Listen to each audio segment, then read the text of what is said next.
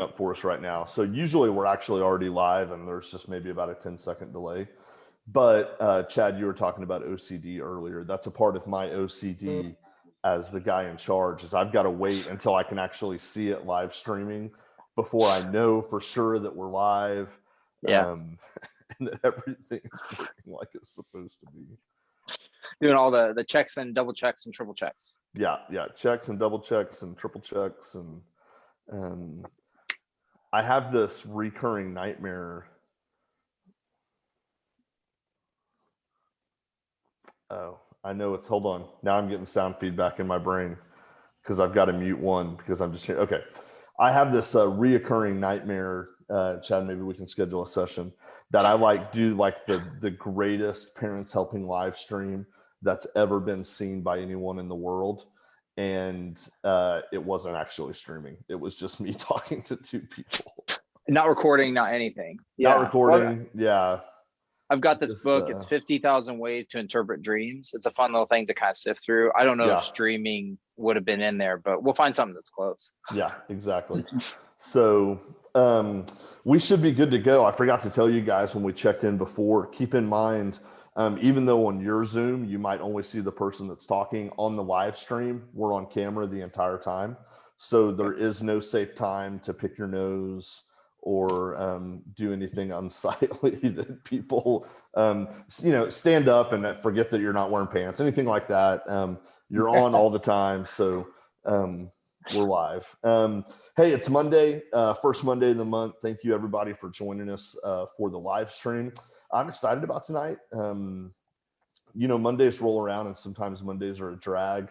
And then we get to participate in a meeting like this. And it kind of reminds me of how fun it is to engage the community and how much work that there is to be done in connecting people with resources. So, you're watching Parents Helping Parents Live. If you're not familiar with Parents Helping Parents, we're an Oklahoma-based 501c3 nonprofit, founded by parents, for the most part, run by parents, with a mission of connecting parents who have a child any age struggling with substance use disorder with resources, education, and shared experiences. So in a nutshell, our chapters are made up of groups of parents who have walked down the difficult road of having a child that's been addicted. And some of those parents have been able to find health and relief, and some of their children have been able to find sobriety and recovery, and some haven't, and some have succumbed to the disease of addiction and aren't with us anymore.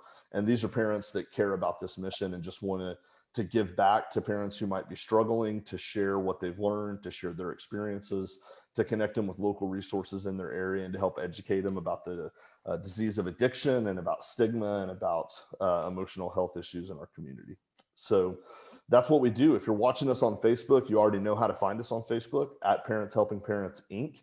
If you're watching on YouTube, check that out. Give us a like and give us a follow so that you can stay in touch with everything we're doing at Parents Helping Parents Inc. on Facebook.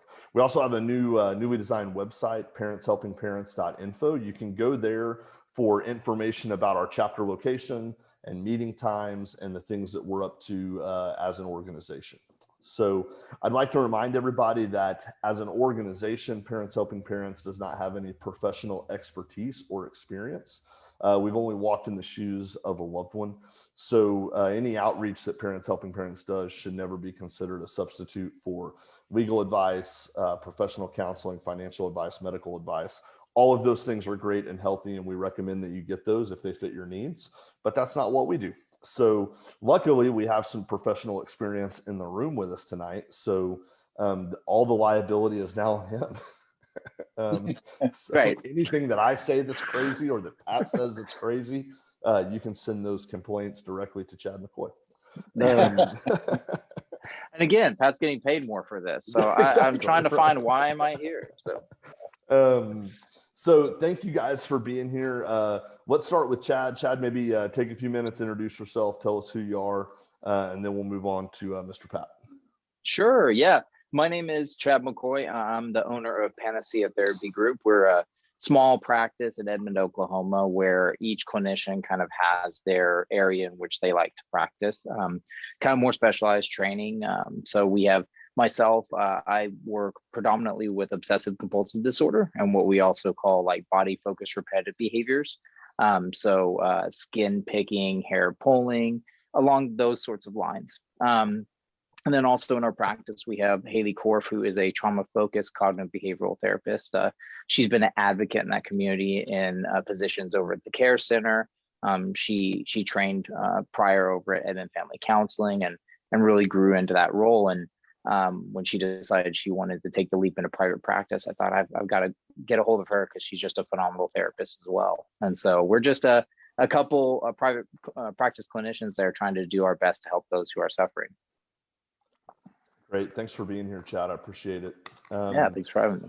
Hey, Pat, before I let you introduce yourself, I forgot to mention two things, and I want to chime in on those because if I don't, I'll forget. If you're watching on Facebook, click that like button and that share button and share this on your news feed. I am going to give you the benefit of the doubt and say that you have at least 1,200 or 1,500 Facebook friends and followers. And the number one way to get the message out of health and wellness and recovery and change is to share this on your news feed, because it exponentially increases the amount of people we can reach with our message. And out of 12 or 1,500 people that you might be friends with or have followers on your account, I guarantee you that there are people that need to hear what these gentlemen are going to be talking about tonight. So make sure you hit that share button. And then we are taking questions live tonight for Chad and Pat. You can text those questions to 413-384-9224, or that phone number is in the title of the video that you're watching on Facebook. So with that said, Pat, your turn, brother. Well, basically, my wife and I created Parents Helping Parents in 2000. And we did that because our son started using drugs at around age 15. We didn't really realize that yet. But the situation continued to grow and expand year after year. And we were kind of lost at what to do. We were afraid to step out and ask for help. We didn't know who to ask. And in addition to that, nobody really contacted us and said, we think your son has a problem, like the school teachers and the golf coach and all the other people who knew my son. None of them, I guess, felt comfortable calling and telling us what we got a problem. So eventually, I just came to the point where I felt like I had to do something for other parents so that they didn't have the same experience I did. And so what I did was I decided to print up some cards with my phone number on it. And I got to meet with Alan Sinar, who is the Oklahoma County juvenile, not the Oklahoma County, but the Edmond juvenile judge. And we had lunch and I explained to him everything, and he allowed me to sit in the lobby and visit with the parents before the court, and I would hand out my cards. Then he allowed me and no one else to sit and listen to the docket. And then after the docket was through, he allowed me to stand outside his outside the door where the parents were getting the paperwork and doing all that. And I would also be able to visit with them again. And so our first meeting was very informal at a restaurant and just started with, I think, 3 or 4 parents. And it just continued to grow from there. So that's how Parents Helping Parents got started. That was back, like I said, in the year 2000. And so I've over the 21 years that the organization has been around from its grassroots movement in 2000, is there any way that you could take a stab at how many parents you think even the Edmond chapter specifically has served or helped in that 20-year period? Well, basically there wasn't, Edmond was the only, it wasn't even a chapter because we didn't become a 501c3 to 2003. So it was just called Parents Helping Parents. It wasn't incorporated or anything. And I put together a website, very unprofessional, but it had my phone number on there along with the phone number that was on my business card or the card I handed out. And I would thank thousands of parents over the last 20 years. I got calls from overseas. I got calls Wow. from foreign countries. It was unbelievable because the internet allowed that. I don't know how they found me, Yeah. but and what I found out is that no matter what nationality you're from or race or whatever else, you have the same pain that every parent in this whole world has when it comes to your child becoming addicted to drugs. And I was really astonished at how the drug or how addiction, the disease, which I considered a disease, a mental disorder, can take us. And I was telling Derek early on that I wanted to just briefly give you a short story of some of just the crazy things that can happen to us. And that is when a mother contacted me about her son, and I'm going to make this short. And I had numerous phone calls with the mother trying to help her and find resources and support. But her son was addicted to meth. He was in his mid to late 20s. He moved back into her home. He eventually brought his girlfriend in there, and they eventually started selling meth out of the home. In addition to that, he had a felony warrant for drug possession that was outstanding, on and on. But the mother just could not bring herself to put him out or to call the police or do anything like that. So I finally said, "Do you have a relative you could go live with?" And she says, "Yes, I do." And she moved in with her sister in Kansas and turned the house over to a real estate agent who took care of the whole thing. And that kind of shows you kind of the difficulties we have, emotionally speaking, trying to protect our children and trying to do things so that they don't get in trouble. Yeah. Chad, I want to ask you a quick question. I almost hate bringing it up because I just feel like it's talked about all the time on everything. But we were having a brief conversation before we went live about some of the comorbidity and the crossover between obsessive compulsive disorders and some of those things and addiction, which makes sense because addiction is just a specific compulsion to use drugs and alcohol, right? But given everything that's we've experienced culturally over the last year and a half, pandemics and social isolation and political disruption and all of these things, are we seeing like a rise in anxiety disorders as a whole, but more specifically, maybe things like drug and alcohol use in communities? Oh yeah, I mean, absolutely. I mean, we are, evolutionarily wired to be social beings. And so when something comes and hits us in such a way that we are really encouraged to isolate, to really stay away from other people, and then we start falling into sort of the social dynamics of social psychology of like group dynamics, in versus out groups, with the polarization of politics, with movements, mask versus anti-mask, everything that we've kind of seen, we've not only isolated ourselves, that's going to drive up some anxiety, depression. We're also, seeing that divide between, pick whatever, portion, red versus blue, that mask versus not mask, however that sort of falls.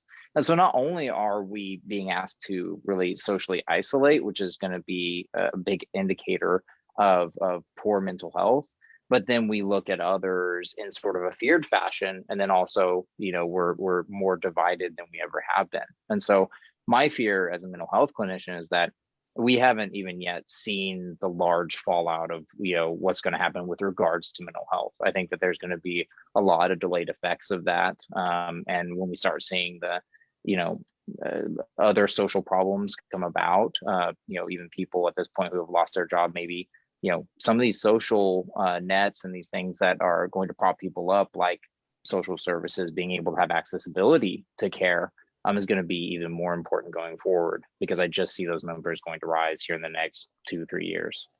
Yeah. You said that we were evolutionarily wired to be social beings, and one of the traditional places where that plays out kind of first is in families. And I know that families when they suffer, we call this a family disease for a reason. Families when they suffer kind of all suffer together.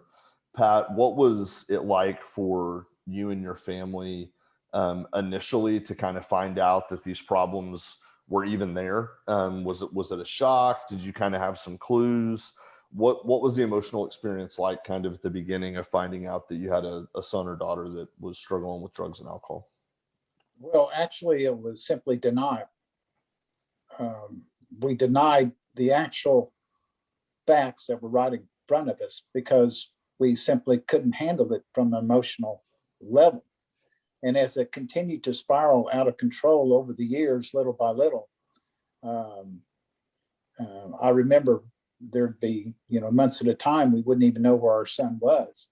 And my daughter and wife and I would be at the maybe dining room table, and someone might mention my son, and tears would come to their eyes. We were just devastated. I mean, it was something that was just unbelievable for a son that was such a joy to be with for so long until the disease took over. At what point did you guys, or maybe you didn't, maybe that's a loaded question. Was there a time through that journey that as a parent you thought, if things continue the way they're going with me, I'm not going to be able to handle this. I've got to make some changes, even though we don't know where my son's at, even though there might be solutions far off down the line, but not right now. But this is incredibly unhealthy for me as an individual and for my marriage. Well, yes. Like I said, that takes a tremendous toll. And every time there was a crisis, we would try to step in to fix the problem, thinking that was the best thing to do, that this particular incident would be the last and final one, because surely he understands now what his situation is, and he'll turn from his abuse of alcohol and other drugs. But that never happened, no matter what we did.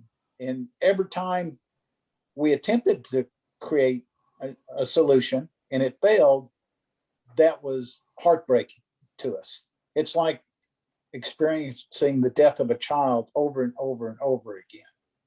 Okay. And then that's what we were dealing with. But eventually, when the pain gets so great, you decide to step out and try something different because nothing else has been working. And so that's eventually what we did. Yeah. Chad, is there anything like from a clinical perspective or a therapeutic perspective that, I don't know, can help families put the brakes on? I think, Pat, the way you put it, that you were just things were just spiraling out of control over and over, but I would assume that even creates like some emotional spirals. So Chad, how do people kind of slow down when they're caught in this cycle of, emotional turmoil, trying to deal with the same? I mean, I'm sure that your patients, with OCD, they're, continuously dealing with the same failings over and over and over again and having to relive that emotional pain. How do individuals or how do families kind of slow that process down and try to find a breath, so that they're not just treading water? Sure. I think Pat kind of talked to it at the very beginning when he said, we were in denial. One of the first things is, they say in step one, I believe, is that, admitting that there's a problem. And once you're able to kind of get to that place, then you have to start thinking about, okay, well, where is responsibility for help here? So I may be responsible for help. I may be a person that should remain open and accessible to my loved one who is struggling.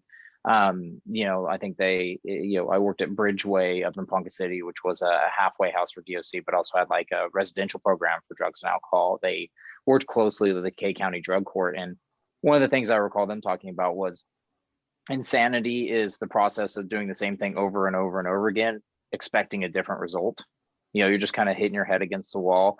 And once you can actually admit to that and say, okay, this is a problem, we need to talk about this, then it has to be a movement collectively within a family system, because the only way that a chaotic family system can remain in chaos is if everybody continues to do the same things.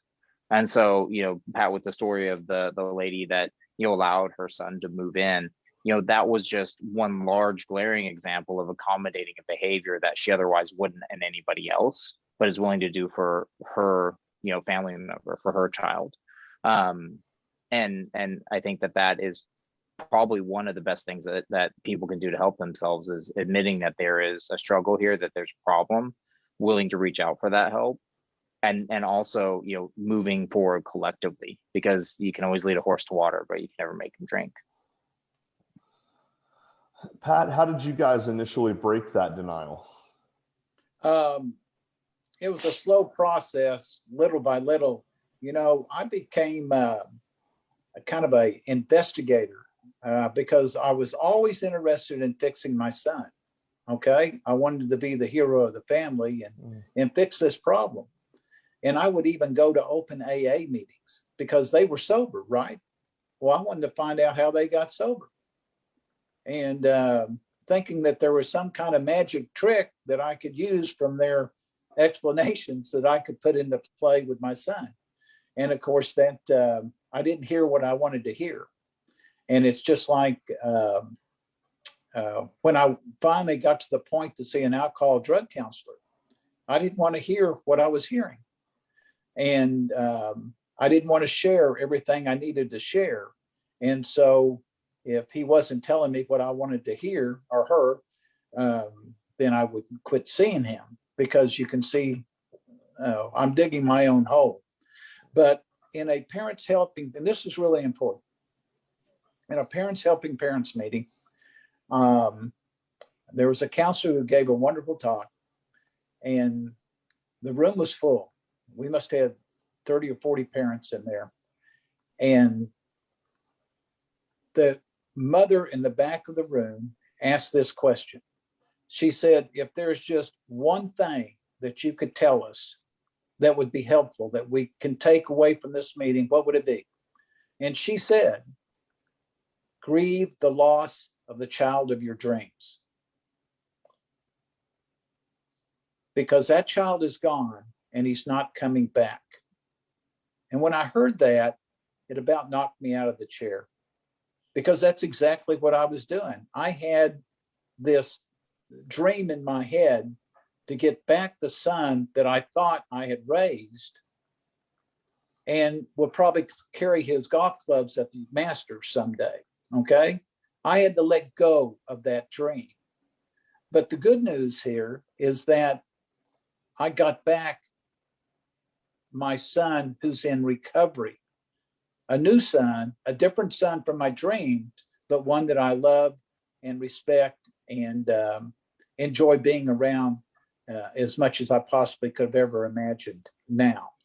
So there's always hope. I believe I read somewhere there's like 23 million people in recovery in America today. So I just hope that everyone that's listening never gives up hope. My son was active in his disease for 21 years. He's been clean now for 7 years. He's an electrician, and he's just an amazing human being, and I'm very proud of him. Chad, I saw some big head nods from you at the moment that Pat was talking about grieving the loss of like a dream child. What was there a reaction that you were having just in your head as you were listening to that? Well, what people are being asked to do in that moment is try to bring together past, present, and future. Because what that counselor had kind of stated transcends time and dimension in this way. Like, you have a child that you were looking at that was the child you were basing all of your judgments against the child now, but also the child that you saw in the future that you wanted to have, or that you thought could have been. And so when you're asked to come to that reality, which is why denial, I think, is so strong in not just substance abuse, but kiddos who are struggling with OCD, kiddos who have pandas, kids that struggle with these more chronic, pervasive, type presentations, is that what you thought was may never be. But that last part that Pat also said is that, the son that I'm able to have now as a product of it is something it's hard to really kind of fixate on in that time, because you're only living, I call it the Aladdin effect. When you're presented with such a big problem in the moment, you're just working day to day, one day at a time. Well, when we meet Aladdin in the Disney movie, it's the same thing for him. I mean, we met him, he was stealing, and he had to, that the song says, gotta eat to live, gotta steal to eat. So he could risk not, stealing, but inevitably he would die. Or he could risk stealing, get the, maybe get caught and lose a hand or an arm, or he could steal and, get the bread and win. But he was living in the moment. Those who can fulfill that need for food, water, all that, can think more out in the future. Well, I think this is where parents struggle the most as far as in a clinical setting is, having to grieve and kind of bring together all those portions of past, present, future, while not trying to lose all hope for the future. And that's a very, very difficult thing for parents to have to do. Yeah. Pat, 21 years of active addiction for your child, there had to be moments that were pretty hopeless. Totally hopeless. Now, some of that period of time, he stayed sober for like 11 months. Okay. Sometimes then he'd relapse and be back on the streets. He'd try recovery again, maybe make it 4 months. So it wasn't like he was inactive. He was still addicted throughout the 21 years, but he wasn't actively using every single day of the 21. Sure. So it was that huge roller coaster we get back to, that emotional roller coaster where, oh my gosh, it's got 11 months, it's over with now. And then all of a sudden, the roller coaster goes back down and we're hit again, like I said, and devastated by our hopes and dreams being shot out once again. And so I think this kind of brings us to the fact that after you experience so many of these situations and disappointments and heartbreaks, that you reach out to wherever you can. And of course, one of the things I did once that moment happened with that counselor is that I started thinking, okay, I have to do something different. So I found out that there was a Families Anonymous group, and I joined that. And Families Anonymous is simply, it's like Al-Anon or AA. It's a 12-step program, but it's specifically for parents of addicted children. So everyone there could relate exactly to what I had experienced. And I learned I wasn't crazy. It took me almost a year, but I also got a sponsor. And I worked the 12 steps, and I worked it very hard. And I also, during this period of time, in finding my own recovery, I read every book I could possibly find on addiction. I wanted to be fully educated so that I could be a positive influence and do appropriate things for my son when he found his own recovery. And also at that time began seeing an alcohol drug counselor and actually listening to what he told me and doing what he suggested. Yeah. And so I would work with him and my sponsor and my Families Anonymous group. And that gave us the foundation we needed to learn also that I had kind of blocked God out of this whole process. And the old saying, let go, let God is a critical part of our recovery during this whole thing. We had to trust him and work on ourselves in order to put ourselves in the best possible position to be there for our son when the time came. Yeah. Pat earlier was talking about denial, and then Chad, you were talking about moving forward collectively as a family, kind of having a united front towards change. But it begged the question for me, what does a family do when part of the family, maybe one person in the spousal unit, has overcome their denial and is ready to move forward, but the other person is still stuck. Can one person like help bust the denial for another family member or for a spouse, or is that an individual process that you hope just comes together collectively? Well, and I don't know the answer. I think that it would be difficult to move forward collectively if a portion of that person was kicking and screaming and dragging them forward. And oftentimes, if that were the case, the person that continues to live in denial is kind of also fueling that addiction because, you know, everything's okay. We don't need to worry about these things. This isn't something that our family struggles with, you know, et cetera, et cetera. I think that the individual who has come through that denial and been able to come to the recognition that this is a much larger problem than what we've been kind of discussing, has a delicate job in trying to urge and encourage the other person to seek out the information with them, right? If this is a loved one, like a spouse, it might be just having an open invitation for them to join you at a meeting, or, you know, encourage them to read a book that you're reading, you know, being proactive in it. Cause that's, you know, that's exactly what Pat's story is that, you know, I started working forward, started finding out all the information that I could. And the same information is maybe, Pat, you'd have to maybe tell me this, and I'm curious, is like the information you got the second go around may not have been that different of information, but it was your willingness to hear it that made the big difference. I mean, am I kind of safe to assume that?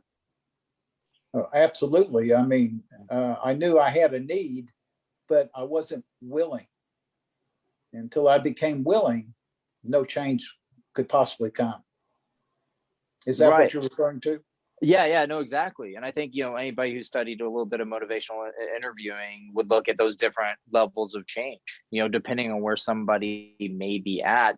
The information is the same information, but because we're filtering it from a place of defense and a place of really making the special case as to why that's not it, we can't hear that information. And so it's often, you know, my brother, both of them, you know, they would have been great counselors, but they say, I don't know how you do it day in and day out. But, you know, they told me, it's like, you know, it's hard to logically argue someone out of a stance they didn't logically find themselves in. And that oftentimes is a denial. Like, you don't logically find yourself there. It's out of ego defense. It's out of making sure that things can go on as they have been going on and just turning a blind eye to the problems. And I think that that's kind of part of what I heard earlier, was just having that openness and willingness to hear the information when you're ready to hear that information. Yes.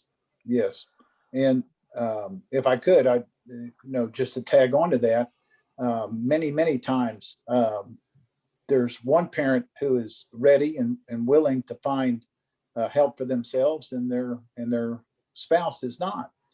And so it's important to understand that everyone's, you know, has to seek their own path in their own time. And it's important, in my opinion, not to become angry or disappointed, but just to focus on you and make you yourself as healthy as you possibly can, and to be understanding and loving of the other people who are not quite at your level of understanding yet. And I think that's real important, because this disease will destroy a marriage very quickly. And it will also take every dime you've got out of your savings account. And so you can be destroyed, and your son or daughter is still actively using. So it's a very dangerous disease on many different levels. And that's why we have to do all we can to protect ourselves and work our own recovery, in my opinion. And there's something in particular about that I kind of want to springboard a little bit into, is the idea of, if the family system, or if the individual is still spinning their wheels, so to speak, in this denial, in this addiction, standing there with them, just waiting, is not going to benefit, you know, anyone in the long run. And what I mean by that is, you know, if you're bettering yourself, when the opportunity arises, you're a stronger, more resilient, more well-equipped individual to help that family member when they come seeking it. And so whether the system's willing to move with you then, or willing to move with you in 2 years, that 2 years puts you leaps and bounds above having to start at that moment and just saying, you know what, now we've got to learn everything. It's reaching out for those support systems now. It's reaching out for counseling now. It's reading books now that is going to set you up for an even better prognosis in the future when and if that individual wants to come along with you. Yes. Yeah. You know, Pat, you were talking about willingness earlier, and we've kind of talked about just the different points where we just feel completely emotionally overwhelmed with the situation. And this is for either one of you or both of you to answer, but do you have to deal with the emotion first in order to find the willingness, or can you find willingness for change in the midst of being emotionally overwhelmed, or are they mutually exclusive? Well, that's a difficult question. As I look back, I think I had to put my emotions in check and be healthy in that regard before my recovery and the other processes that I went through could probably be successful, if that makes sense. You kind of felt like you needed a cleared mind before you could move forward and try to tackle that any further. Yes, because the emotions are so strong, it can take away everything that you learn and move you in the opposite direction. And make it even more difficult to kind of move forward. And I would tend to agree with that. You know, I would say that, you know, in a clinical setting, you know, there's kind of this older idea of like, fake it till you make it, right? Like, I don't care if you're like wildly depressed. I mean, I care. Let me rephrase that. I care that you're wildly depressed. I may not care how you're feeling at that exact moment. Well, what I need you to do is get out of bed and go take a shower. And then after your shower, if you still feel like going back to bed, then go back to bed, and that'll give us something to talk about, right? But that's a purely kind of behavioral stance, and one that doesn't really work often for individuals, because there is this idea of I need to feel motivated to do this. Well, but then we get into the whole conversation of like, well, what's motivating me to do it? Because oftentimes if a parent finds out that their child is in the throes of addiction, you know, I have to break open this entire facade that I have built up about myself, my family system, my child, and oftentimes that's turned inward, inward at ourselves, because then we start maybe questioning like, what did I do? Where did I fail? What went wrong? You know, and these questions have monumentous kind of answers sometimes, or sometimes they're just seeking for resolution, because we are, again, kind of wired to want to know, when things are confusing, we want them to make sense. And sometimes with addiction, it's just not going to make sense. Yeah, guilt plays a big part of the emotional roller coaster, because I blame myself for not being a good enough father, and maybe not demonstrating everything I needed to. And so on the early stages there, I put all the blame on me for his actions. Pat, what did you learn about the depth of that feeling of guilt and not being a good enough father, and what changed related to that? Like, how did you figure out how to move through that? It was a combination. There wasn't any one thing. It was a combination of studying, reading, Families Anonymous, attending Parents Helping Parents meetings, and listening to professionals like you and Chad, and in my counselor. It was and drawing closer to God. It was a combination of all those things, not just any one thing. It's a tough road. It's, you know, I wish there was one simple thing that I could share that would solve everyone's problems, but it's just, it doesn't work that way. Yeah.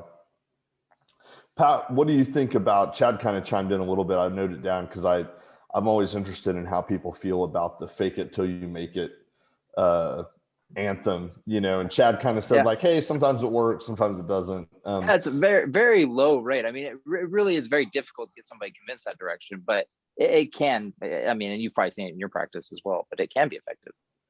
Yeah, and really popular phrase in 12-step recovery programs, right? Fake it till you make it. Pat, what are your just kind of general gut feelings about that mantra? Well, I'm not sure I can expand on that too much, except that what I learned is that you can't be in a hurry. The addiction is a lifelong disease, okay? Recovery is lifelong. So it's not like you're in it for just 6 months or whatever. It's a lifelong process, okay? And it changes your life, for me, for the good. And believe it changed my son also for the good. But we would never have got there had we stayed back, like Chad was saying, doing the same thing over and over again and expecting different results. I may have missed the point there. Oh, no, I don't think so. I just love that phrase, and it tends to be a phrase that sometimes for some people elicit like either a strong, like, yes, that was totally me, or a strong, that doesn't make any sense to me at all kind of reaction. And so sometimes I'm just curious how people feel about that. Well, I think I wanted to mention real quickly, one of the things that helped me so much is when and this is so hard from my experience visiting with parents, is to accept it as a disease, okay, as a mental illness. Once I was able to do that, I separated my son from the addiction. So his addiction was controlling him against his will, in my opinion, in what I would look at it. And so, and then I realized that eventually one day the disease would wear itself out and he would be set free to make the choices he needed to make to find recovery. And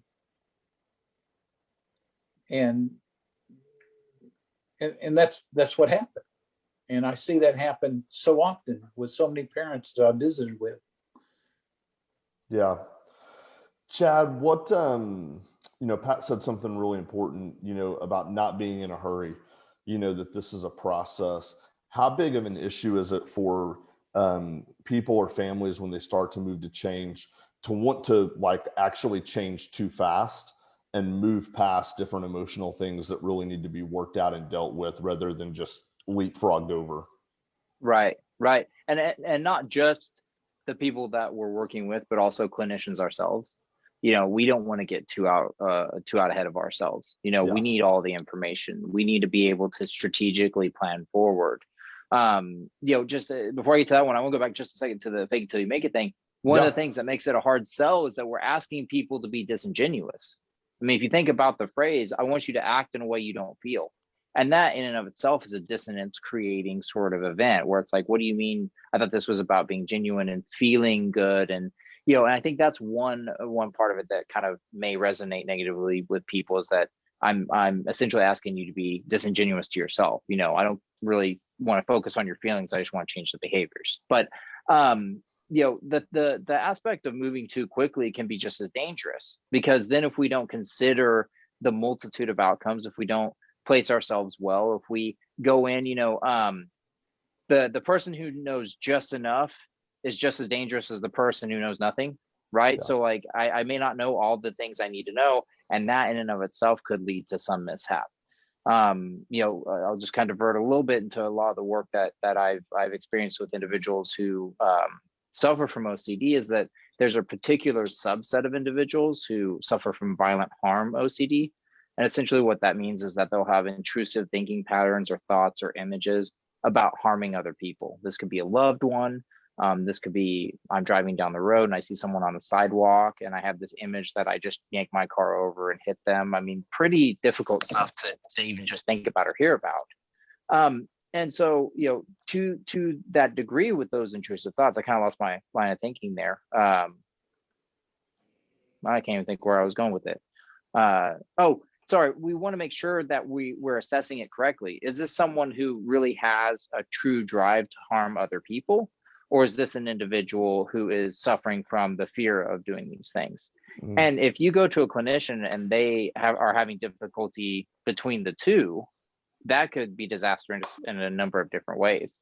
There are so many people who suffer from like a a self-harm OCD that are misdiagnosed and they think they're suicidal, and they send them to an inpatient facility, and from there it just spirals out of control, and they never trust themselves because there are these professionals who told us to do X, Y, or Z. And I think the same thing could be said for drug and alcohol. Going too far too fast oftentimes doesn't build that foundation that Pat was talking about earlier, of the great social support group that you're up under, or up under you. The education, the reading, really learning this so that you are well equipped to tackle it and go forward, as opposed to, hey, we got to do something now. We got to do something now. Well, really, maybe something should have been done 5 or 10 years ago, or 6 months ago. That's where the denial kind of comes in. So, yeah. I want to remind everybody, just briefly, who's watching us live, be sure if you've got questions that you'd like Pat or Chad to address, that you text those questions in live to the text line that is in the title of the video. And I say that to say that it's already been 47 minutes and we're already going to have to be wrapping up pretty quick. It's like time flies, like we get into these engaging conversations, and it's crazy how fast it goes. So I just want to remind people, almost every week the live stream ends and then I start getting texts and I'm like, we're not streaming anymore. I can't ask them. So if you've got those, be sure you send them in now for us to answer. But until we get a question, or even if we don't get a question, Pat, what would your message be to a family who is just wrapped up in the turmoil of a son or daughter's addiction today, if they were listening? Well, number one, understand addiction, like I mentioned before, that can not only destroy the child, it can destroy your relationships, not just with your spouse, but with your other children and other people in the family and friends who don't have a clue what you're dealing with. So we have to be extremely cautious there and do some of the things that we recommended. The other thing I think is critical, and I do not have any scientific information on this, but I've spoken to so many people, including my son, that the key is letting the addicted child know they're loved, letting them know they're forgiven, and that they're welcomed back into the family when they choose recovery. This creates the hope. Now, it could happen next year, next month, or it could be 5 years, but this ignites the hope that leads them to recovery. It's that hope that things can become normal again, and that they're not criticized and hated, and so on and so forth. And I think my son told me that every time I said that to him, that gave him the kind of hope he needed. Even though he may have been saying things that were not respectful, even because I'd be holding onto my boundaries, doing what my counselor and sponsor told me to. He would not be happy with that, but I would always make sure that I got that message across to him. And I believe that was helped him find recovery center. Yeah, great. Chad, what would you want to tell families who, maybe they're not even struggling with just addiction, but what would your message be for anybody that's listening who's dealing with any sort of hardship that they might need help with? Oh man, there'd probably be a number of things. One is, don't wait, get active now, whether it's a depression, whether it's anxiety, whether you just found out your teenage daughter's cutting, and, it's very stereotypical, but based on statistics, don't wait to let this get any further down the road than necessary. Start the conversation. Therapists would love to take, the time that we could to just speak with you on the phone, 5-10 minutes. I've spent half hour with someone who called in and was like, hey, I want to know some information on this. There are people out there that want to help. There are people that want to walk with you on that journey. There are people who care about you and your family. And I think waiting is probably one of the more detrimental aspects of it. And, I don't want to make it sound too alarmist. Like, if you have something that occurred, in a singular fashion, things can occur once and not come back.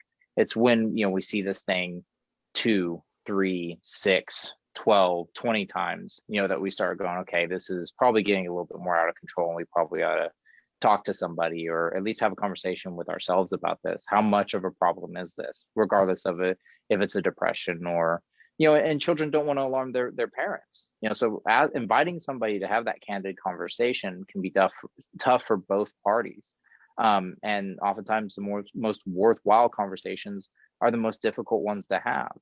But I'd really encourage people to know that there are people that are out there that want to help you, that are capable of helping you, and that the sooner you get started, the sooner you can get back to the life that you envision for you and your family. Yeah, excellent. Hey, Pat, just briefly tell people, just kind of from your perspective, from your heart, why you think helping parents is so important, and why parents should engage in it if they've got a child that's using. Well, number one, you're with other parents who are having the same problem, and no one understands you on the outside. And the inside is places like Parents Helping Parents, Families Anonymous, Al-Anon, those type of support groups, where you enter the room and you're immediately among friends. Even though you've never met anybody, they know you, they understand you, and they welcome and love you, and they're there for you. And you can't find that anywhere else when you're dealing with an addicted child. And so that's why I encourage to reach out. There's nothing to be embarrassed about, because no matter what you say, if you were to say anything in the meeting, even if you were to say, well, I was just trying to get close to my son, so I smoked marijuana with him. No, you would not hear anybody gasping. In fact, you would probably look around and people would be nodding. They understand. We parents do all kinds of things to try and solve the problem. Does that answer the question? Yeah, absolutely. No, absolutely. Chad, tell people, if anybody's listening and is interested to getting in touch with you or your office there in Edmond, just give us kind of the elevator pitch about how to get in contact with you or any of the other counselors that you work with. Sure. Yeah. I mean, they can give me a call directly. The business line is 405-513-0282. They can visit our website. It's www.panaceatherapygroup.com. That's PANACEA.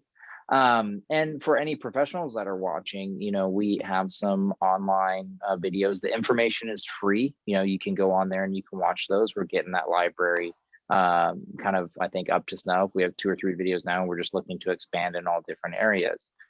So yeah, you can give us a call at 405-513-0282 or go to panaceatherapygroup.com and they can read about us. Excellent. Hey, real quick, I'm going to have you guys answer this question that came in on the text line briefly, and then we'll wrap up. What tips or suggestions would you have in how to speak to a struggling loved one? What to say, how to go about encouraging, offering support, those type things. That is a question that I had to deal with for such a long period of time, is not to respond to my child's needs in a negative way. And what I learned through my recovery and through Families Anonymous and my counseling and everything is to be loving, but not to enable. Enabling only allows the disease to last longer. So I had to set my boundaries, and I had to set it out of love and respond to my child in a tone of voice that let him know I was supportive of him, but I might not be able to help him in the particular situation he's in.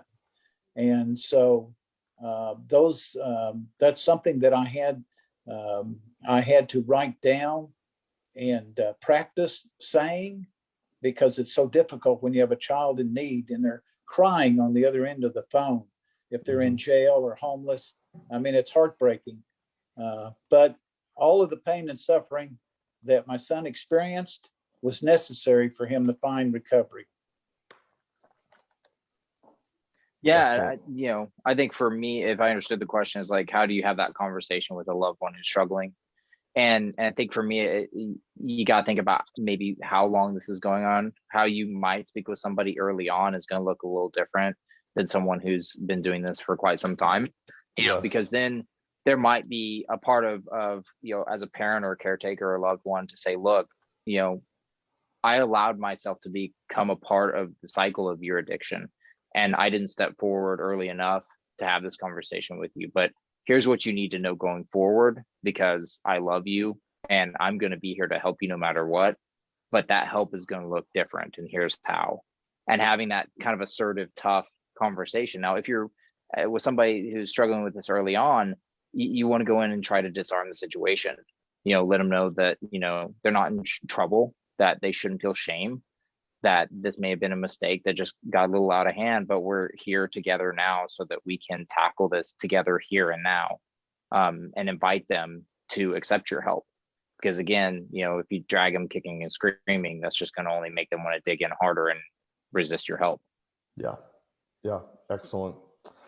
Hey, thank you guys. You could have chosen to do lots of other things with your Monday evening, and both of you chose to give up time with family or friends or watching NCAA championship games or whatever the case may be. Totally forgot, right? Forgot about that. No, I didn't forget about it. You guys took time to come be with us, and I appreciate it, and I know the families that have been watching appreciate it. So thank you guys so much. I couldn't have enjoyed the evening anymore. Thank you. It was a privilege. Yeah. Thank you for having me on. I really appreciated it. All right. You guys have a great week. We'll catch up next time. Okay. Absolutely. Okay.